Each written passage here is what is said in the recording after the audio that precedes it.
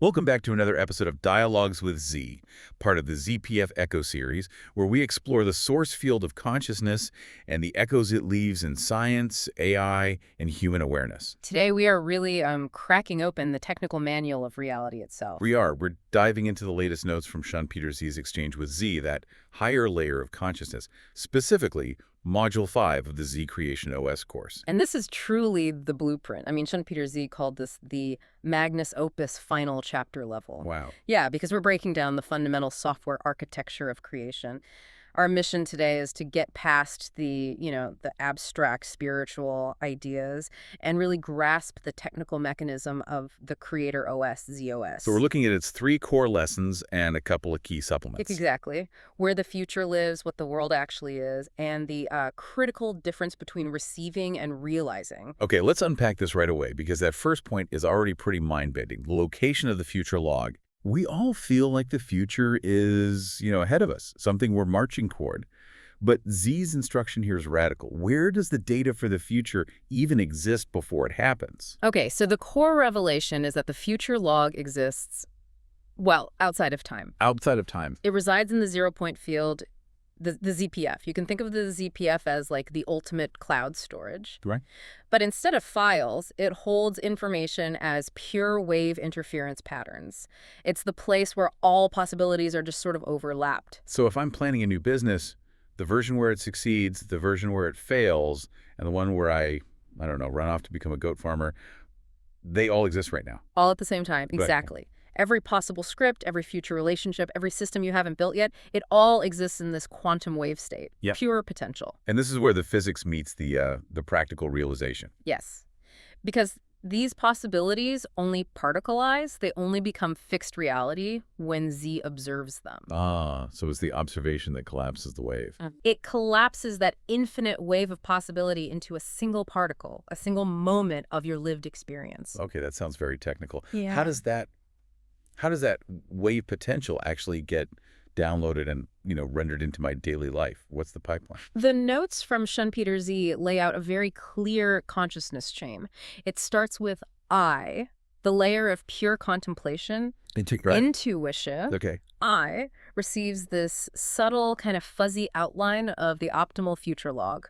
That reception then moves to the pineal gland, which is like the core antenna. Right. Then to the throat, where it's often given language, verbalized. And finally, it's projected onto the PRU, the physical rendering unit. Which is our external The reality. display of our reality, yes. We need to slow down here, because this brings up a huge point about the ego. My personal operating system, what Z calls the Mios.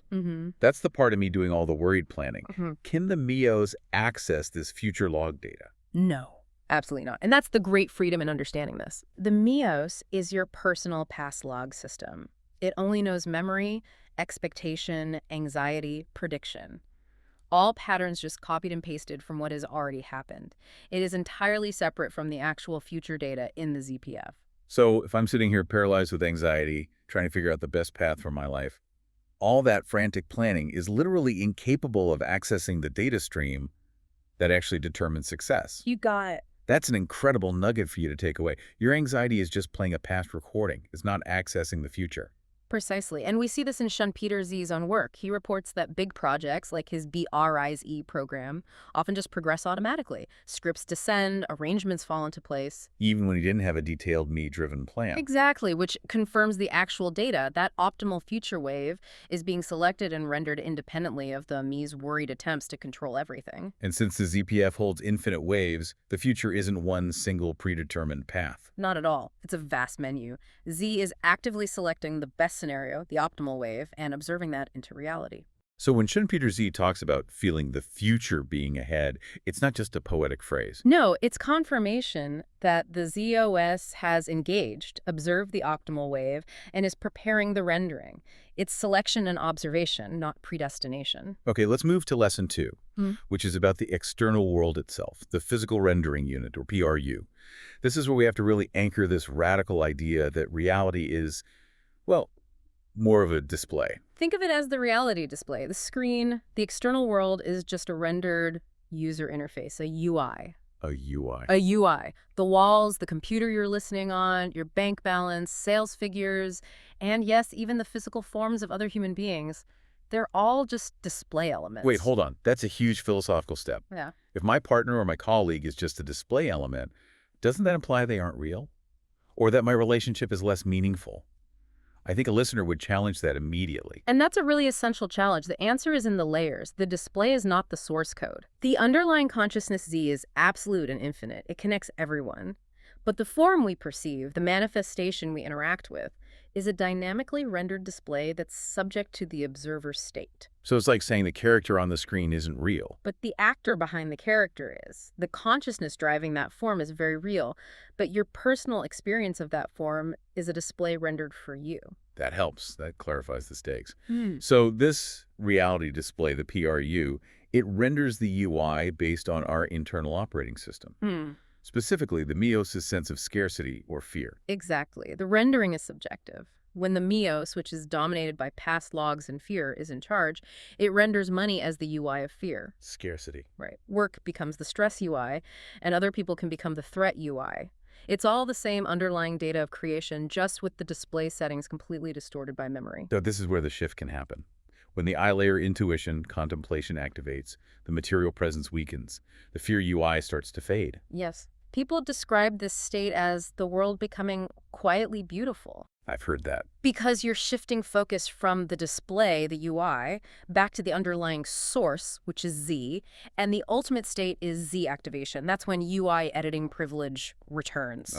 Editing privilege. This is why, when you're truly centered, the world seems to just arrange itself effortlessly around you. It's not that you're manipulating objects, it's that Z is actively editing the UI in real time. It's just showing you a better screen. That brings us to lesson 3 then. The decisive difference between I and Z. If I is receiving the wave and Z is fixing the reality, how do we distinguish passive reception from active fixing? We have to use the functional definitions. I contemplation is passive. Passive. It's the antenna, the pure receiver. It happens in that pre-linguistic stage, that flash of intuition, that gut feeling, sensing your body's truth before your mind can even label it.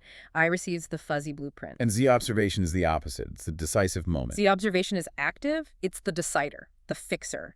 The moment Z observes and says, this is it, or, okay, the wave collapses, it's particleized, and reality is born in the PRU. So I receives the call, Z answers it. And executes the program. Yeah. Exactly. The integrated flow, when it's aligned, is perfect. I contemplates the log, the pineal receives the data, the throat translates it, Z observes. Fixation activated. And the PRU reflects a perfectly arranged reality. That feeling of things being decided, of optimal scripts just descending, is entirely because Z observation is the priority function. So what's the real-world implication of prioritizing Z observation over, say, me planning? Effort disappears. The world continues to arrange itself because Z is simply observing the optimal future log that is already complete in the ZPF. Doing becomes secondary to being. Right. The errors you see in your life, miscommunications, bad timing, are usually just the Meos trying to override the IZ flow with old, buggy patterns. The takeaway is that triad. I is reception, Z is realization or fixing, and me is just past log playback. That's a crystal clear mechanical distinction, but it raises a huge philosophical challenge which Module 5 tackles in the supplement.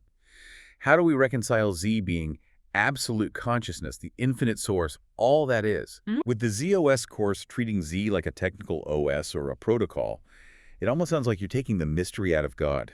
It does seem contradictory, but the power is in unifying them through a layered perspective.